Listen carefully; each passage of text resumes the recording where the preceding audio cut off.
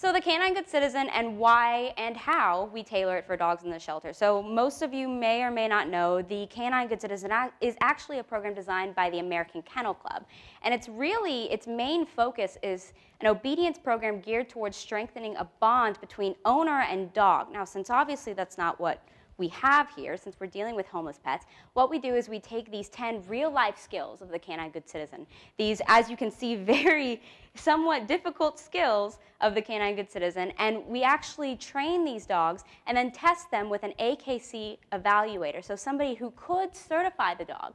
But we actually leave that up to the adopters. We want to encourage the adopters to come back to us and actually get their certification so we can say, hey, your dog is CGC ready. So our dogs are given this CGC ready title, not actually certified until the adopter comes back and certifies them themselves. Now, to be completely honest, we have yet to have a single person come back and certify their dog. And what I mean by that, in the best sense, is that most people get these dogs home, even those who are so dedicated to continuing the program and getting them certified, and they find that their dogs are perfect pets in the home, and they don't really need anything else outside of that. So that's something that we're seeing happening, which is great. In fact, we almost, very close almost, had somebody certify their dog, and we were just like, what do we do? Like, it actually becomes that point to where programs happen for almost 2 years now, and we still don't really have a dog that's gone all the way through, which is amazing. So great. Why not do it for every single dog we got? Well, I probably don't have to be the one to break the horrible news to anybody here that the adult pit bull type dog is the most overlooked in the shelter system. Unfortunately, they seem to have the most to prove to adopters. They have this bit of an image problem that we seem to still need to combat. So we started the program through Best Friends Animal Society, and we wanted to see, by running the Canine Good Citizen, do we see a difference in boxy-headed type dogs' length of stay and adoptions before and after the program? And we do. I'll talk about this later, but we see a drastic difference in the length of stay and adoption rates in dogs that go through the program and dogs that don't. So again, like Animal Farm and NCRC, we share that message that this is not for advocacy. We're not saying that pit bulls need this. Your pit bull needs this training. What we're saying is, for some reason, this group is overlooked, and we're targeting this dog. This is for length of stay. Now, if we had a long-stay Yorkshire Terrier problem in our shelters, that's probably what you would see me up here presenting about, is how to implement this to your Yorkshire Terrier. But unfortunately, we don't. It's all our big, boxy-headed dogs. So good.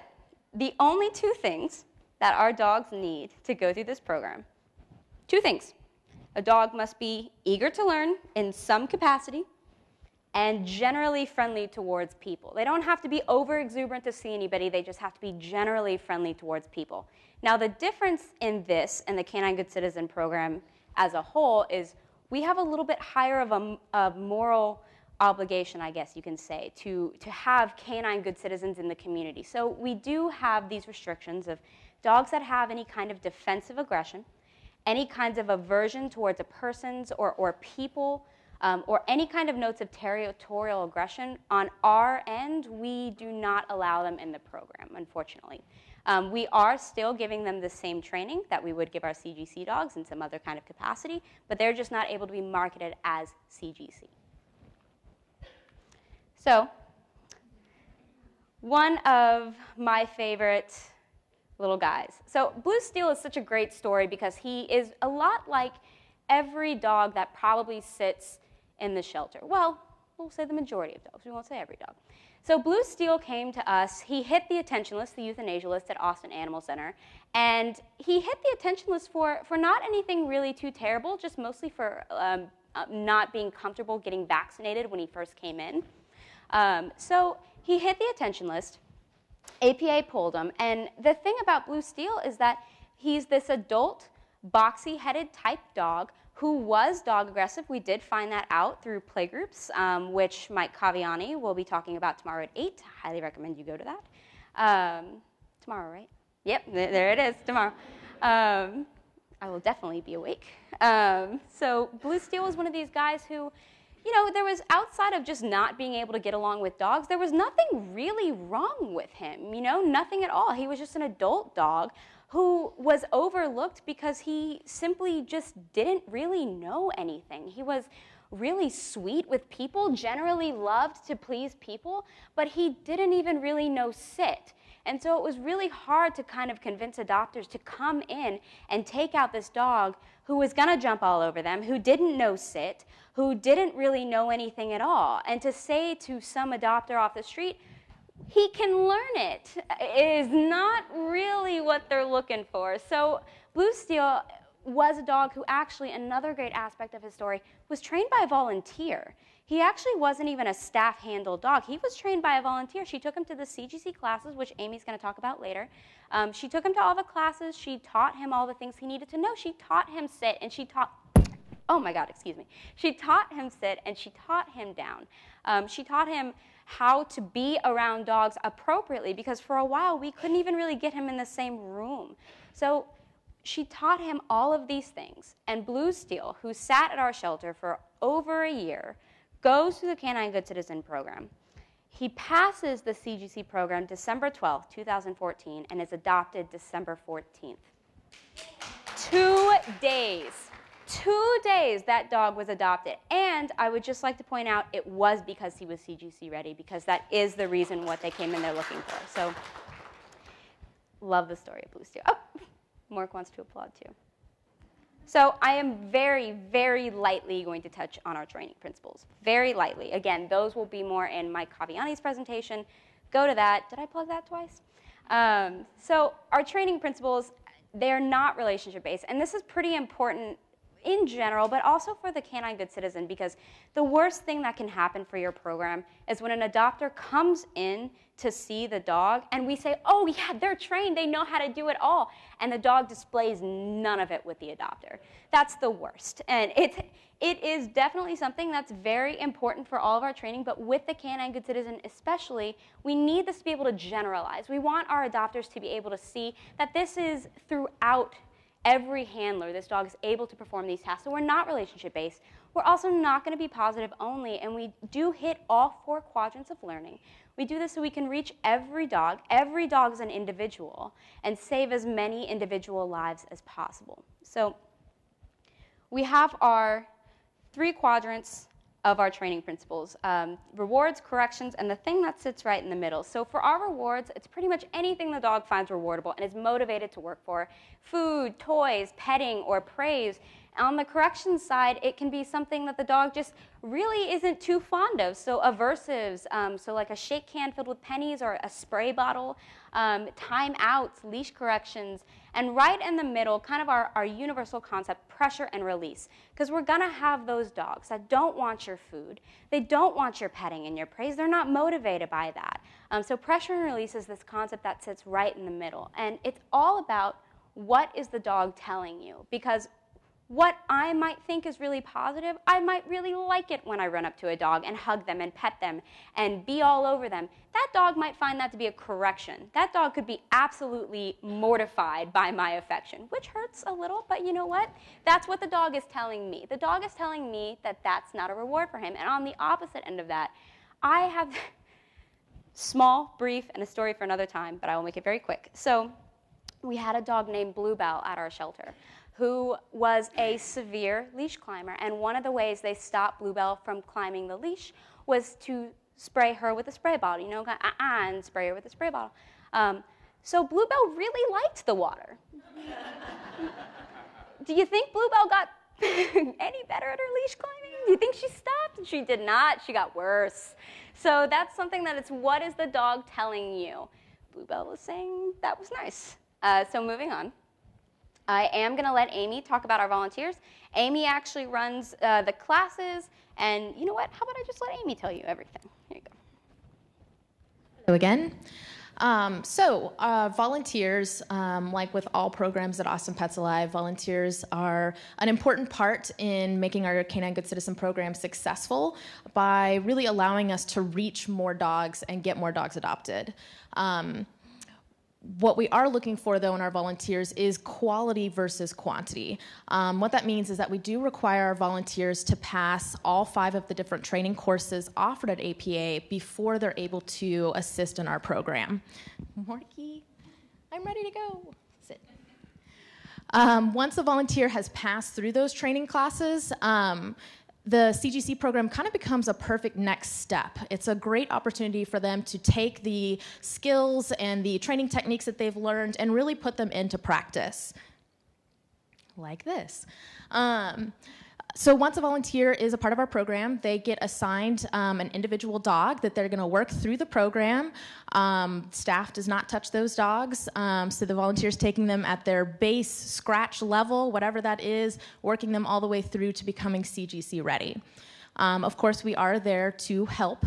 We do offer a 6-week CGC class that kind of delves into the 10 different tests, what's expected of the dogs, as well as answering any questions or any challenges that the volunteers might be having with their specific dogs, and how to better teach their dogs to progress through the program and to completion.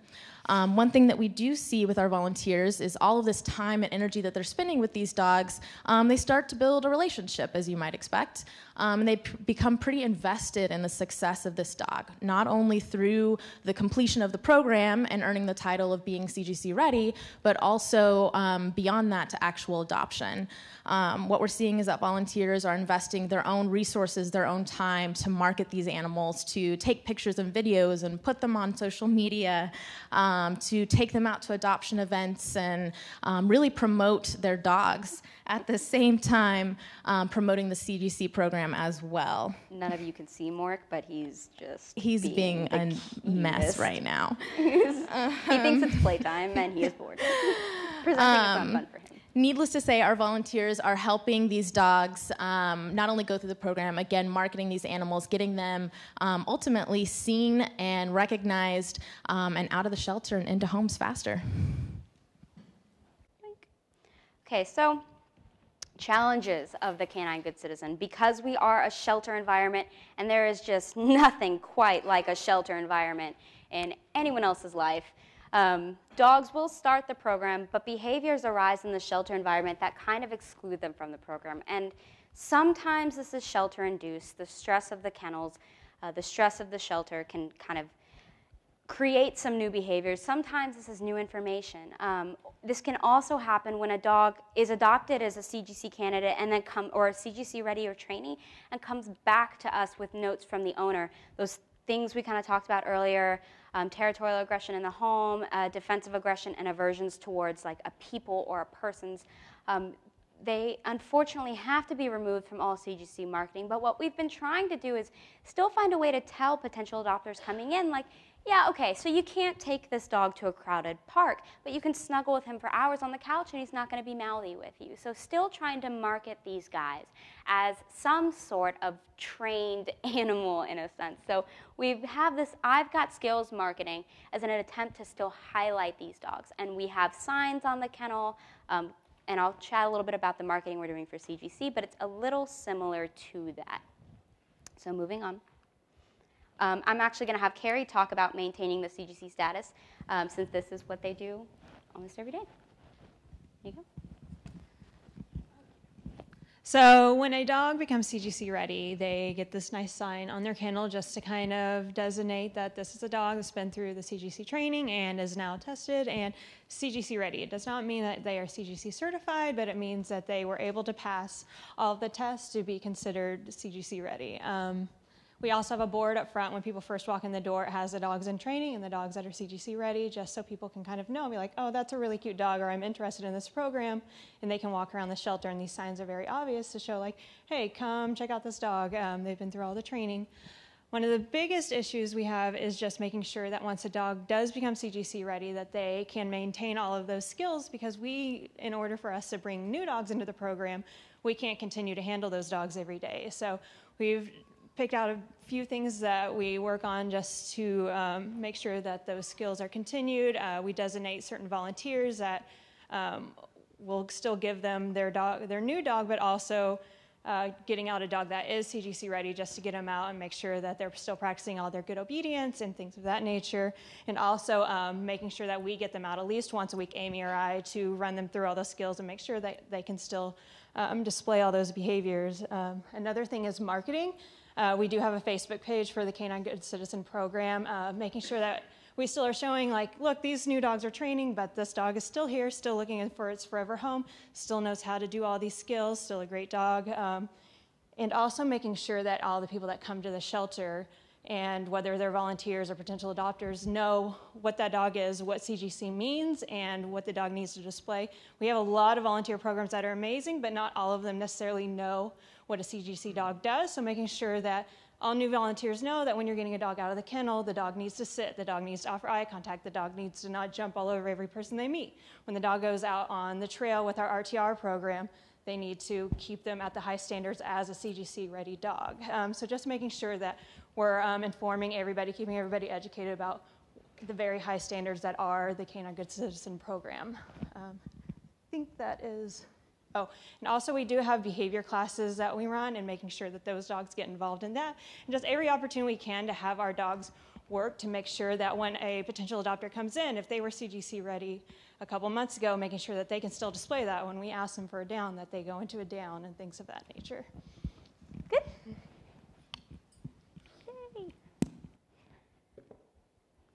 Okay.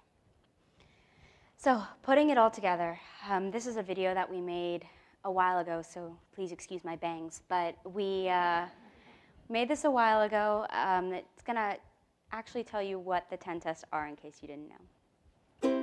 Austin is already making waves in the shelter world for its dedicated approach to life-saving and its modern programs that not only save, but place the more challenging adoption candidates. The Canine Good Citizen Ready program is no different. The basis of this program is that volunteers and staff, we take these dogs that are untrained or simply overlooked and give them a rock-solid set of obedience. We're trying to show adopters that, hey, you do want this dog, and here's why. In order for a dog to pass through the Canine Good Citizen program, they have to be able to demonstrate the 10 tests of the CGC. Those are as followed. Test 1. Accepting a friendly stranger. This test demonstrates that the dog will allow a friendly stranger to approach it and speak to the handler in a natural, everyday situation. Test 2. Sitting politely for petting. This test demonstrates that the dog will allow a friendly stranger to touch it while it is out with its handler. Test 3. Appearance and grooming.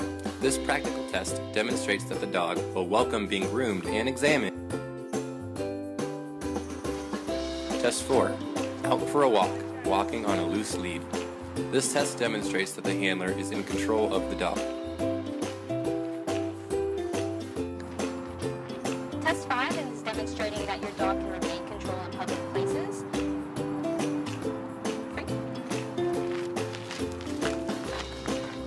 Test 6. Sit and down on command and staying in place. This test demonstrates that the dog will respond to the handler's commands to sit and down and will remain in the place commanded by the handler. Yes. Normally our distance is a lot longer for that, but obviously it wasn't going to Test 7. Coming when called. This test demonstrates that the dog will come when called by the handler.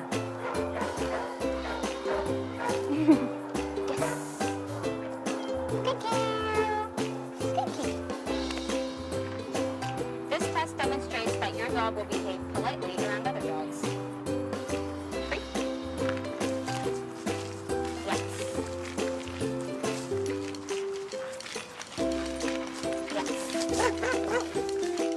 Two handlers and their dogs approach each other from a distance of about 20 feet, stop and shake hands, and exchange pleasantries, and continue on for about 10 feet.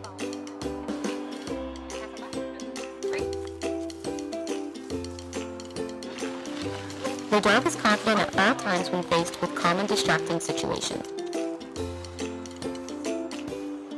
I don't know if y'all heard that, but the dog is comfortable at all times when he's calm and distracted in situations.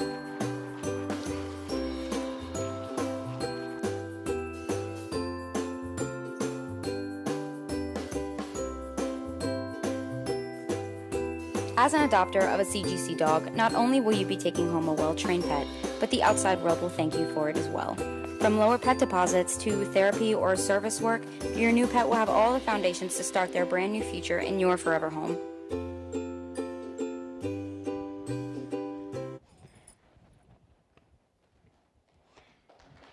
Thank you. Man, you really can't see that.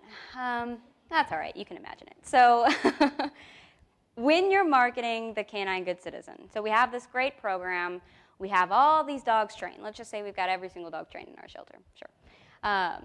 How do we actually get the word out there? So you have to really start somewhere.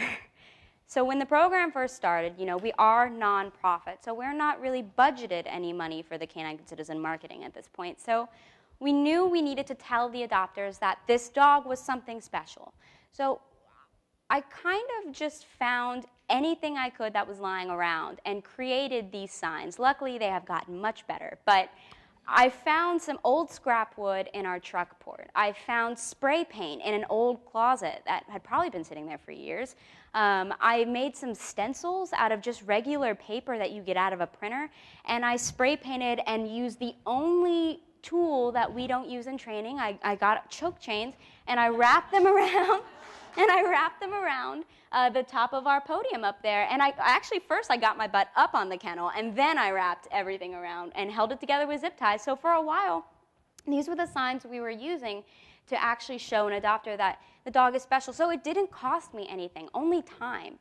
And it was very easy to do for the most part, but really you just have to start somewhere. There has to be some sort of distinction between a CGC-ready dog and every other dog that you've got if you want to see your length of stay decrease. So marketing the CGC, can't say it enough, start somewhere, start anywhere. So we started with this, then we got some posters made up, which was great.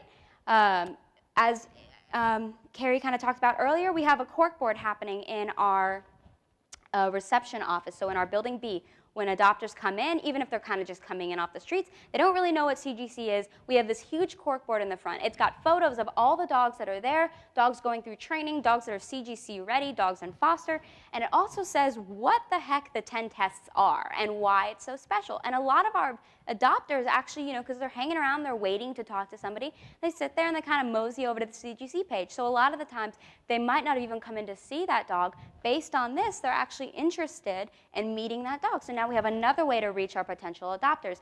And as Carrie also mentioned earlier, social media has been a huge aspect of this. Story of Blue Steel, by the way, adopted because of social media. His his online bio said for a long time that he didn't really know anything, and because for a long time he didn't, and basically said, hey, potential adopters, come in and teach this dog everything. So Amy actually emailed marketing, updated everything, and we had a person come in the next day after all of it was updated saying they saw him on the website, they saw his photos, they saw his video, they saw he's CGC ready, they wanted a CGC ready dog. Blue Steel was the dog they took home. So social media is a huge aspect of that because a lot of times people aren't going to come into your shelter. They don't necessarily want to. They want to see online and kind of peruse. You know, everybody online shops these days. So social media is a huge aspect of it for us. But of course, and this is really a big one, having a good photo. Actually, I take that back. There are two aspects to this. So I absolutely love this photo. This is probably one of my favorite photos that I think has ever taken. If you don't recognize Carrie, Carrie is in it. Yeah. So this is Belinda. So Belinda was a dog who, if you met her at the shelter, if you saw her online, or even if you didn't, you were walking around in the shelter, and you came in and you saw her in her kennel, you would probably be put off by her. She was had severe kennel anxiety. She had whale eyes, she frothed at the mouth, she spun in circles. She was just a very anxious dog in her kennel. And outside in the kennel areas, she was still very reactive for a while. So, you know, Carrie actually fell in love with Belinda and started training Belinda and did all the training for her, and actually started to teach Belinda how to be somebody's pet. You know, she's very affectionate, she just didn't know how to do it. And so one of the reasons why I really and truly like this photo, because not only does it show the importance of a good photo, but it also demonstrates that getting this dog out into the public was really important for Belinda, because Belinda was a dog that if you saw her in the kennel environment, like I said before, you wouldn't really want to continue to see her. She was a dog that Carrie took out, and she took her to South Congress. If any of you are traveling, even you've probably heard of South Congress if you've never been here before. It's a crazy busy location. So she took her to the middle of South Congress and walked her around and showed the world that Belinda is a pet.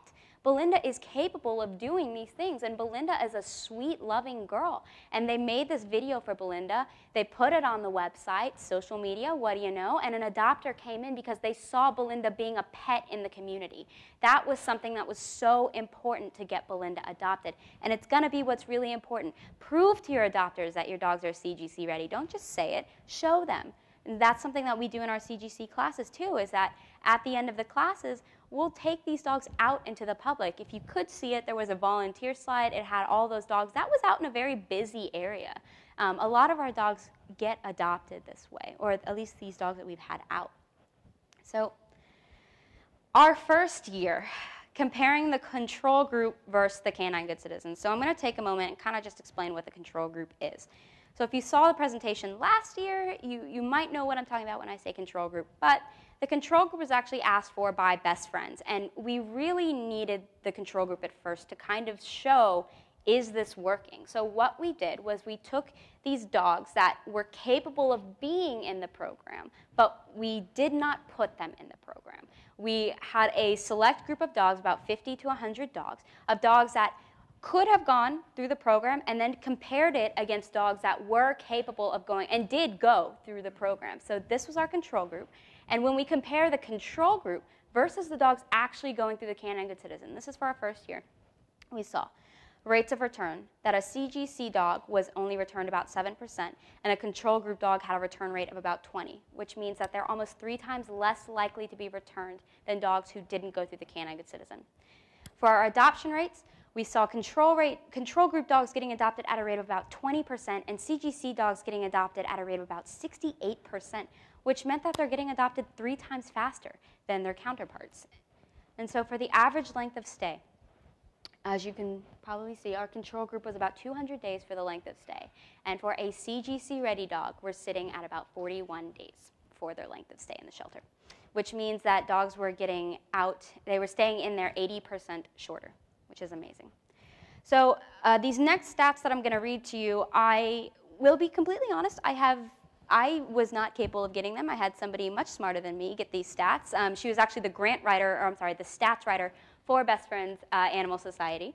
So she told us that by comparing AAC, Austin Animal Center's numbers, and by comparing what we had given her and Austin Pets Alive's numbers, she saw that in the first year of the program, APA as a whole saw a 16% increase in dog adoptions, which was a 12% increase for non-pit bull type dogs and a 33% increase in adoptions for pit bull type dogs. Because of the decreased length of stay and the resulting increase in adoptions, we were able to intake 928 more dogs. That's 26% more dogs compared to the baseline year. This included the 2,500 dogs and Austin Pets Alive pulled from Austin Animal Center, which corresponded with a 19% decrease in dog euthanasias at AAC. That's 149 fewer deaths that happened because we were able to pull more dogs, which is amazing. Thank you. Yay, yay. Our second year, Mork. So our second year was a little different. So after the first year, we all kind of felt the same way about the control group. We didn't really like it. We didn't really like the fact that they were dogs that were sitting there so they could be a statistic.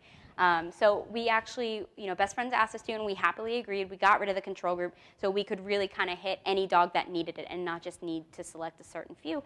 So in our second year, getting the numbers was a little bit more challenging. So what I did was I actually took our intake for 2014, and I broke it down by 5 breeds that you can consider blocky-headed type dogs. So that would be, the American Pit Bull Terrier, Staffordshire Terrier, etc. All of these breeds that you can consider a boxy-headed type dog. And I compared them to our 2014 Canine Good Citizens. So what we saw was of the dogs that came into the shelter that were one of these 5 breeds, they had a 75% chance of getting adopted that year. What we saw from the Canine Good Citizen was they had a 95% chance of getting adopted that year if they went through the Canine Good Citizen, which meant that they had 20% higher adoption rates. So for our rate of return, 28% of those dogs that were adopted came back. So we're seeing only 4% of our CGC dogs come back. And I will say that of these 4%, none of them are for obedience problems, which is what's pretty awesome. It's more moving or other dog issues in the home, unfortunately. But we're seeing almost 7 times less likely to be returned, which is pretty cool. And for our length of stay, unfortunately, we have an average length of stay about 170 days for these boxy-headed type dogs. But going through the Canine Good Citizen program, what we're seeing is an average still of about 41 days in 2014, which is amazing. We're seeing these lengths decrease. They're 80% shorter length of stay. And I just want to point out, this is for 2014. If I were to accumulate 2015, I actually just looked at our numbers, we're sitting at about a 37-day length of stay for CGC dogs right now, which is great. So the last thing that I'm going to leave you with here, and then we'll take questions if we have any, is I want to chat a little bit about Chris, who you could say is kind of in the middle of a Barney and a Blue Steel in the sense that he was rambunctious. I used to have to walk Chris, and I did not enjoy it. I'll say that honestly, on videotape. Chris was very, very rambunctious in his kennel. And not only was he rambunctious, he didn't show very well. He used to spin in circles in his kennel and just bark at nothing. And he just had really high kennel anxiety. And so if we had an adopter that said, yes, that dog, and then they took him out, he was even worse because he would jump and mouth all over you. He didn't really like to be touched by people. So Chris, what you're going to see here is a video. I'm not a film editor. I made this, so I'm sorry if you're like, what is that? So Chris was a dog. This is actually his CGC-ready test. He was a dog that what you're going to read, the little captions in here, are his actual notes that put him on the euthanasia list. Reasons why Chris came to us. So I'm going to play that for you now. Hi, how are ya? Hi, I'm Crystal. I'm Amy. Nice to meet you. Would you like to meet my friend Chris? Sure, love to. Him and just look at his ears for me. Let me see your ears. Oh my goodness. There we go. And lift up each of And you just have to do the front paws. And then if you don't mind, you're also going to have this brush right here. Okay. Just kind of show him the brush if you've got it, and then give him some nice friendly brushes.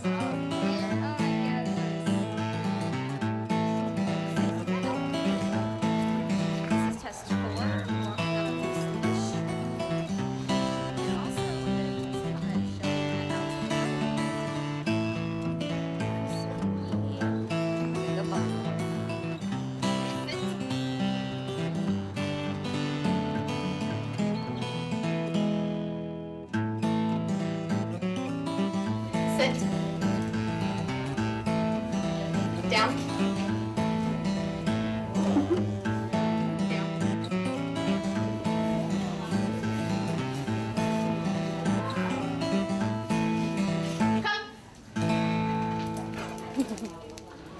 Yes, perfect. But wait, there's more.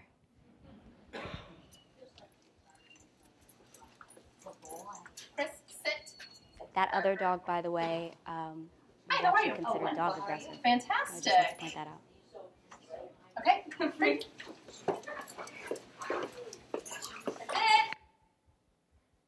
So Chris is now a great dog. It took a lot of training, and it took a lot of dedication, both through volunteers and staff, but he did get trained through the CGC, and he was actually adopted about 38 days later after he passed the CGC. Yay! So this actually concludes our CGC presentation. What you're going to see is just a bunch of dogs kind of cycling through, dogs that were adopted. But at this point, if anybody has any questions.